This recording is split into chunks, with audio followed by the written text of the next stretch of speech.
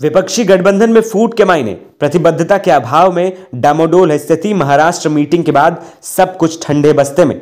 India गठबंधन के सारे शाहीन हो गए गायब। अब नहीं हो रही गठबंधन की कोई बात, सबके बदल गए सुर और ताल। क्या नहीं मिलाएंगे अब हाथ? मध्य प्रदेश में सपा कांग्रेस के विवाद के बाद नीतीश कुमार ने साध ली चुप्पी, तो कांग्रेस तलाश रही है नया साथी। चुनाव से पहले गठबंधन में पड़ गई दरार। बिहार के मुख्यमंत्री नीतीश कुमार द्वारा इंडिया गठबंधन की वर्तमान स्थिति पर व्यक्त की गई निराशा पर आश्चर्य का कोई कारण नहीं। इंडिया गठबंधन की मुंबई बैठक के बाद गतिविधियां पूरी तरह ठप है। यह प्रश्न चारों ओर से उठ रहा है कि आखिर इस गठबंधन का हुआ क्या।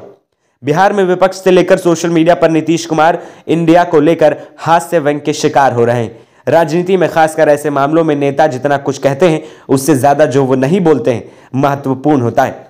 यह तो संभव नहीं है कि नीतीश कुमार ने कांग्रेस के नेताओं से इस बीच बातचीत करने की कोशिश नहीं की होगी। आखिर बिहार में भाजपा से गठबंधन तोड़ने के बाद उनके लिए भविष्य की राजनीति का कोई एक सबसे बड़ा आधार हो सकता है, तो वो विपक्षी गठबंधन।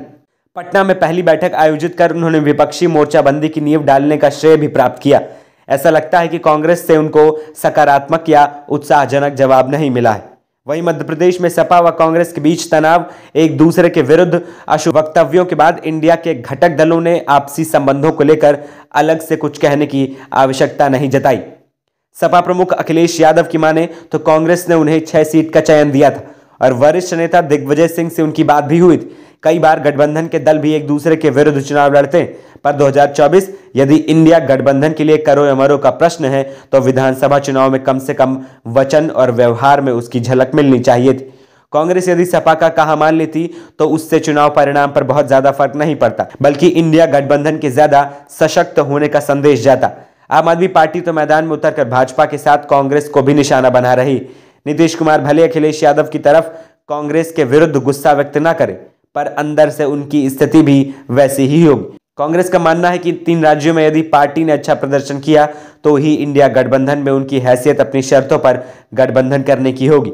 वर्तमान कांग्रेस नेतृत्व के रणनीतिकारों का मानना है कि भारत जोड़ो यात्रा और प्रधानमंत्री मोदी भाजपा एवं संघ के विरुद्ध सीधा आक्रामक रवैया अपनाने के कारण राहुल गांधी की लोकप्रियता काफी बढ़ी है। हिमाचल प्रदेश और कर्नाटक विधानसभा चुनाव में विजय के बाद सोनिया गांधी परिवार के 3 सदस्य मान रहे हैं कि नरेंद्र मोदी सरकार और भाजपा के विरुद्ध जनता में व्यापक असंतोष है और कांग्रेस को उनका समर्थन मिल सकता है। विपक्ष की पटना बैठक के साथ कांग्रेस के बड़े दल की भूमिका दिखने लगी। बेंगलुरु में वो हावी होने के स्तर पर थी और मुंबई में ऐसा वातावरण बना मानो कांग्रेस ही इसकी मुख्य कर्ता धर्ता और नेतृत्व करता हो।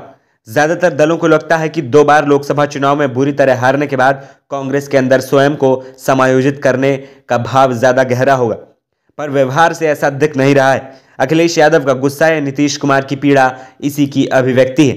यह तर्क दिया जा सकता है कि इंडिया गठबंधन लोकसभा के लिए बना है, विधानसभा के लिए नहीं। ये बात गठबंधन की बैठक में तय हो जानी चाहिए थी। वाम मोर्चा ने साफ कर दिया था कि तृणमूल कांग्रेस के साथ उनका गठबंधन संभव नहीं, यानी यदि कांग्रेस और वाम मोर्चा का गठबंधन होगा तो ये निश्चित रूप से तृणमूल के विरुद्ध होगा।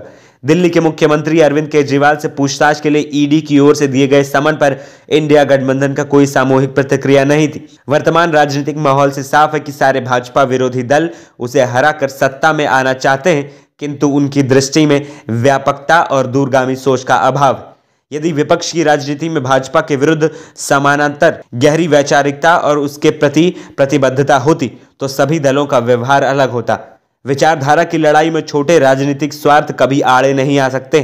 इसीलिए इंडिया गठबंधन की वर्तमान स्थिति से यह बात फिर प्रमाणित हुई है कि विचारधारा से ज्यादा निजी व दलीय हित ही इंडिया गठबंधन के पीछे मुख्य कारक थे और आगे भी वही रहेंगे।